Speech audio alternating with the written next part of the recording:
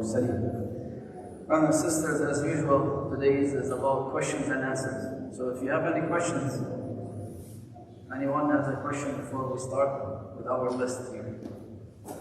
Questions? Okay, the first big question is talking about, is there a problem between Islam and art? And they are putting some fatwa regarding the music, drawings, just like that. I mean, I'm going to talk about this a little bit. Inshallah, later on we'll discuss more. No, we don't have a problem with art. We have a problem with something called, art, but in reality, it is not. So, art cannot be going on without certain policies and guidelines. Okay? It's like you have no right to defame someone's image by using artificial intelligence and making wrong movies about him, deceiving people that that person is bad, corrupt, or sinning. That's not right. You tell me this is Sheikh, this is good art. The concept by using the algorithm, technology, creativity is right, but the implementation is here what? Wrong. Nowadays, if you go check your new updates of TikTok, you're not allowed to use AI, to create personalities that mimic known people to defame them. They might block your account. A lot of people like us, we don't care much because we don't have like millions and millions of followers, okay?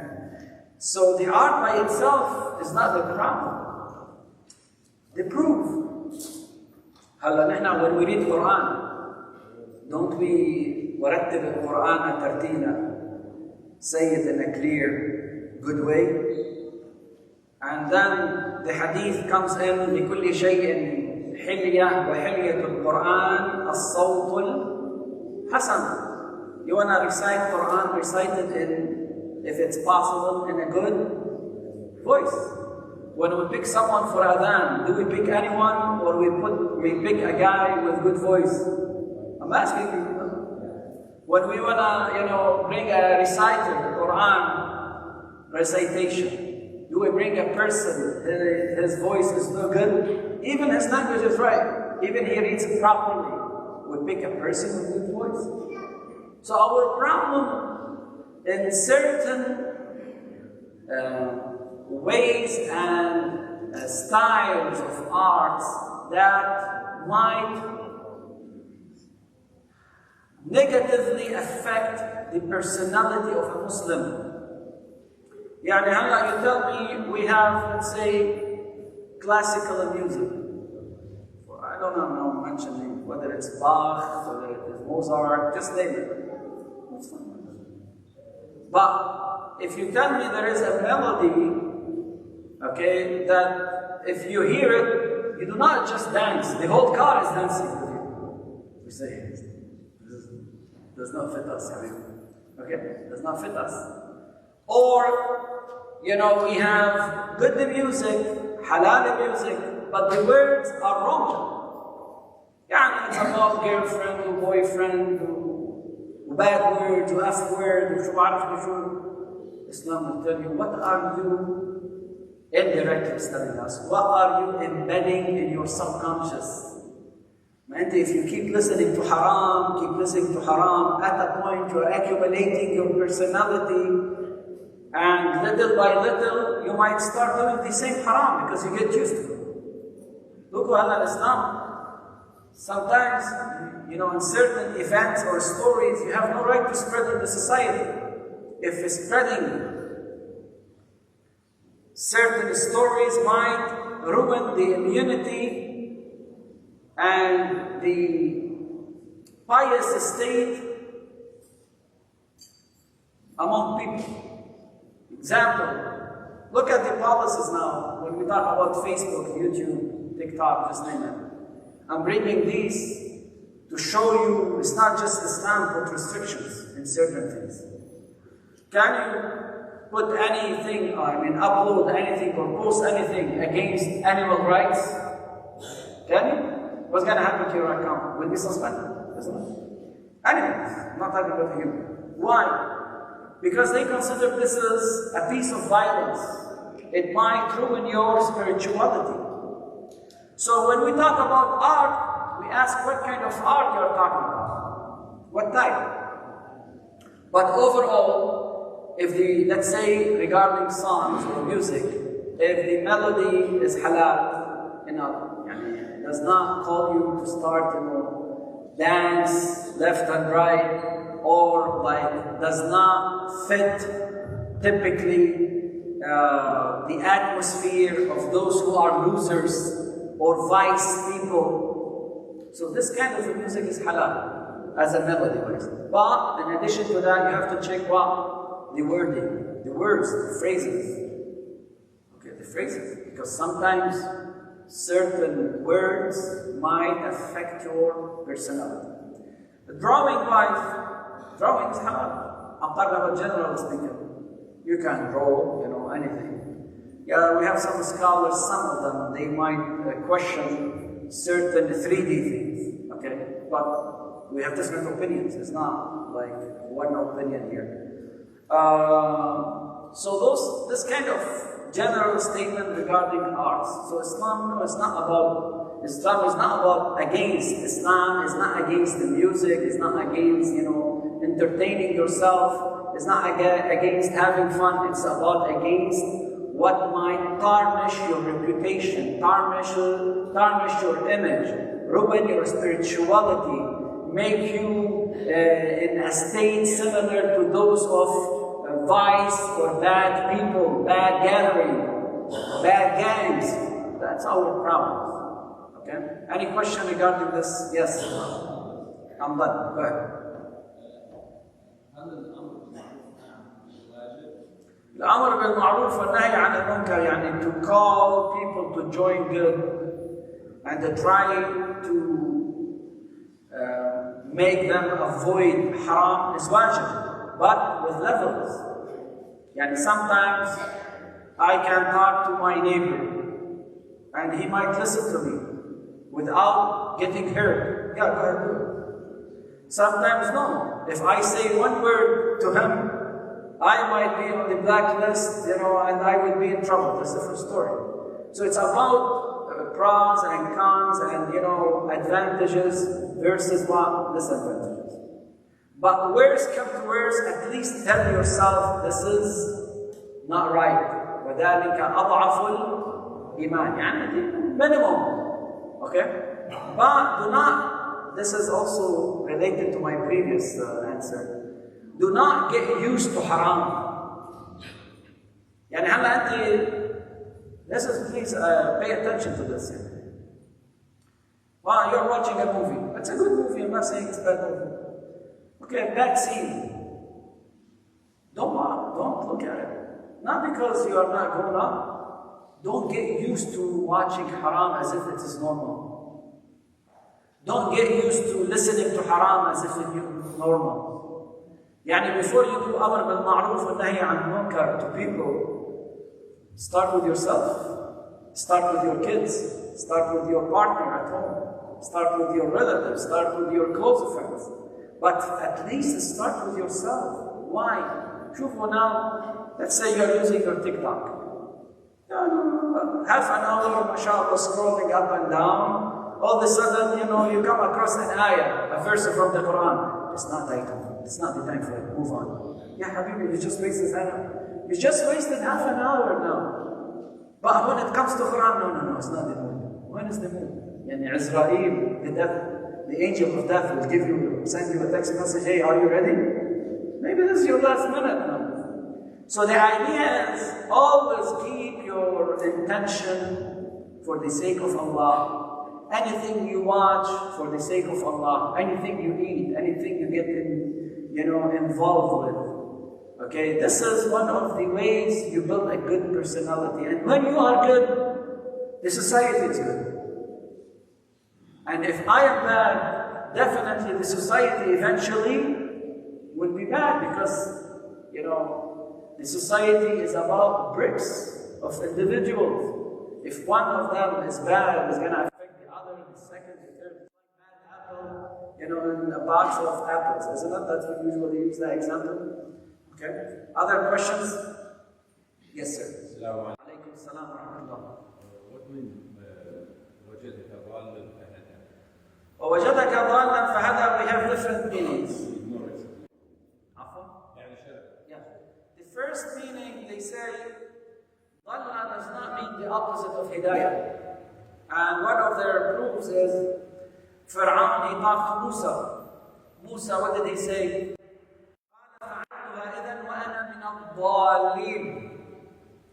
Musa is talking to Musa, to Fir'aun. He said, yeah, okay, if I were to do it, okay, or if I did it, saying the way you are saying it, or approaching it, then I'm dal. They say dal does not mean here the opposite of hidayah. Okay? One of the meaning of the dalal is do not knowing the details of something. Some of them, they talk about the consequences of things. So when we talk about also another ayah, أن تضل إحداهما فتذكر الأخرى. That means at the point, she is not saying the approach as is, maybe because she forgot, maybe her emotional, pressure, peer pressure here, made her not see the full details or forget the full details. So this is one of the meaning. Another meaning, they say, he was not guided, and then Abu Talib found him. Okay? And we have some other meanings. So this is in general. But it does not, dalal is not the opposite here of al-huda. Okay? مش يعني والله Rasul was not guided, then he was guided to Islam. No. The third meaning, they say, and this is argumentative and debatable, they say there are certain details in the message the Prophet, Allah subhanahu wa ta'ala, told him about it little by little. يعني for instance, وَمَا كُنْتَ تَخُطُّهُ مِنْ قَبْلِهِ وَمَا كُنْتَ تَخُطُّ مِنْ قَبْلِهِ مِنْ كِتَابٍ. So there are certain details. فَإِذَا قَرَأْنَاهُ فَاتَّبِعْ قُرْآنَهُ لا تحرك لسانك لتعجل به إن علينا جمعه وبيانه. So there are certain details that say about the Quran. The Prophet, in the beginning, he knew the overall meaning and the role of the Quran, but certain ayat, it was delivered to the Prophet little by little. So he did not have the full knowledge of it. And definitely they have more other answers for that. But I mean, our session is limited. Go ahead. Please. All we're going to say, though, you didn't have the full information about the situation. To some people, they are going to argue he knows everything from day one. This is not my subject. This is a totally different topic. You do mention a lot of the Imam, because I know that some brothers for the Salat al-Jama'ah? Yeah. Like what? I mean, I cannot say them all. People singing up before you.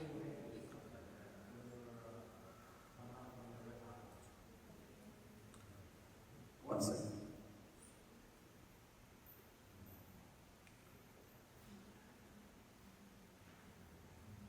When it comes to Salat al-Jama'ah, brothers and sisters, I was checking some questions, inshallah. Sure, we have time. Salat al-Jama'ah is like when you pray at home. But the difference is you are ma'moom, you are a follower, and there is imam.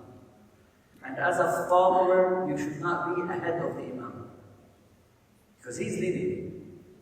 So you cannot allow to go into certain actions ahead of the imam. Like what? You are not allowed to go to ruku' before the imam is in ruku'. Even if you are Spider-Man, Superman, or Flash, ya habibi, in Salah, you put those titles aside. You wait for the imam. Especially some of us at home, mashallah, their Salah is nanoseconds. Faster than their CPU. Okay, clock. نحن عم نحكي بالصلاة you have to wait for the Imam. Okay? We started from Takbirat al-Ihram. If everyone is ready for Takbirat al-Ihram, the first Allahu Akbar in the Salah, if the Imam says Allahu Akbar, you say Allahu Akbar. مش الإمام بعد ما صار الله أكبر عند سورة بسم الله الرحمن الرحيم الحمد لله رب العالمين. Does not work. You wait for his Takbirat al-Ihram, the first Allahu Akbar. Do I have to wait for the people before me? As long as they are ready to say Allahu Akbar and the Imam already said it, it's fine enough. Continuity is there, consider. Now reciting Quran. When it comes to reciting Quran, you do not recite Quran when the Imam is reciting Quran. Whether you like the surah, or you want to remember it, or you want to Habiba Holy, you do it after the Salah. When the Quran is recited by the Imam, you listen to the Quran. That's it. And let's say if it's Salat al-Dhuhr and you cannot hear the Imam, you say Subhanallah, Subhanallah, Subhanallah in your heart. Okay? Second, third, when it comes to the actions, as I said, ruku', you are not allowed to go to ruku' before the Imam. You are not allowed to go to the sujood before the Imam. You are not allowed to get the sujood before the Imam. You are not allowed to say Assalamu alaikum wa rahmatullahi wa barakatuh before the Imam. Is that clear? So those are some of the major things. Definitely we have more stuff. But one more thing I would like to emphasize on. So let's say you are going to the ruku' with the Imam. You thought the Imam is done. You stood up and then you figure out the Imam is still saying Subhanallah, Subhanallah, Subhanallah. You have to go back to that ruku' and enjoy the Imam again. And this would not be counted against your salah. At home, this is a problem. But with Jama'ah, it's a different story. Is that clear? Questions? So those are some of the major issues. Another thing, brothers and sisters, it is not right to raise your voice while the Imam is reciting the salah or dua. Because you might distract others. You might distract the Imam. The Imam might think, there's a problem with the salah. Maybe I said something wrong. Imagine, I'm praying, I'm saying, Subhana Rabbi al-Azim wa bihamdihi, all of a sudden someone, Subhanallah, Subhanallah. I think maybe there's a problem. Okay, you distract everyone, distracted everyone. So those are some etiquette. Some of it, as I mentioned, it's wajib. Some of it, you have to be careful. Certain things, it's not going to ruin your salah, but ruin your jama'ah. Two different things.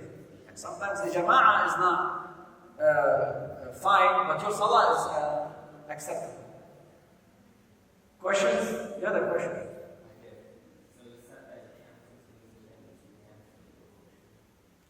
Slow motion? I did not talk about slow motion or tango walks. I don't know. Huh? Emotion. If it might lead to haram or does not fit the atmosphere of believers, you should not listen. So let's say there is a good one, good music, good words, but I do not know whether it's halal or haram, and it sounds decent. You consider it halal. Okay. Don't send me the YouTube, say, Sheikh, what do you think about this? Okay. I'm very good. Yes? I wanted to ask about the thing that you said, at home it's different. Let's say you're in the sujood and then you're in the second rak'ah, you get up to say shahada, then you stand up accidentally. Yes, then you come back, you do the tashahhud, and then you continue your salah. And after the salah, you do sajdatay sahl. What's sajdatay sahl? Sajdatay sahl, if sometimes, let's say you add a non-rukun portion in the salah, or you miss a rukun portion in the salah, like this question here. While you are sitting, you are facing Kaaba, you say Allahu Akbar as a precaution. You make the first sajda, Bismillah wa billah, Assalamu alayka ya Nabi wa rahmatullahi wa barakatuh. You sit back, then you go second sajda, you say Bismillah wa billah, Assalamu alayka ya Nabi wa rahmatullahi wa barakatuh. Then you sit, you say Ashhadu an la ilaha illallah wahdahu la sharika lahu wa ashhadu anna Muhammadan abduhu wa rasuluhu wa salli ala Muhammad wa ali Muhammad. Assalamu alayna wa ala ibadillah as-salihin. Okay? So this is sajdatay sahl. You do it whenever you miss minor things like that. But, inshallah later on we'll discuss it. We have major things in salah. If you miss them on purpose or not on purpose. Whether you know or you did not know, your salah is invalid. Example, al-ruku'. You used to pray the salah without ruku'. Your salah is invalid. Oh, Sheikh, nobody told me. Your salah is invalid. This is ruku'. Okay. Sajdatayn fi salah ruku'. So, inshallah, we'll discuss this later. Other questions? Yes. Yes, sir. What about this mixed marriage and wedding they do it in our hall, especially with our community? Allah, if it is mixed, but it is the proper way, proper atmosphere, they are separated, there is no haram involved. Allah, we are mixed here. So it is fine. But let's say a wife, the future wife, comes into that wedding and she is muhajjaba and full makeup and everyone is watching her, this is haram. Okay? Unless it is just among the female, that's a different story. Also, you have to be careful about the melody and the words said. Allah, and definitely everybody knows about this. Okay. Some people watching their phone during the salah. Yeah, this is not going to invalidate the salah, but this is not right. But if it's in an excessive way, it will invalidate it. Okay? يعني بالعربي يقول يجب المحافظة على هيئة الصلاة. Questions? Other questions? Yes. I'm sorry, I took much of your time. Yes. الفرق بين الرحمن والرحيم. الرحمن is for everyone. Allah merciful for everyone. يعني رحمة عامة, public. He is the one providing us with water, with this beautiful earth, with so many things. Everything actually. That's Ar-Rahman. Ar-Rahim, they say this is a special rahmah on the judgment day. Rahmah khassa. هذيك رحمة عامة. في البعض يقول لا, both are very similar because in certain dua, يا رحمن الدنيا والآخرة ورحيمهما. But, some distinguish between, Ar-Rahman and Ar-Rahim. Ar-Rahim is like extra special Rahman for VIP, for a mu'minin. Okay. Ar-Rahman for Rahmah for everyone. Other questions? Sallallahu ala Muhammad wa alihi wa sallam.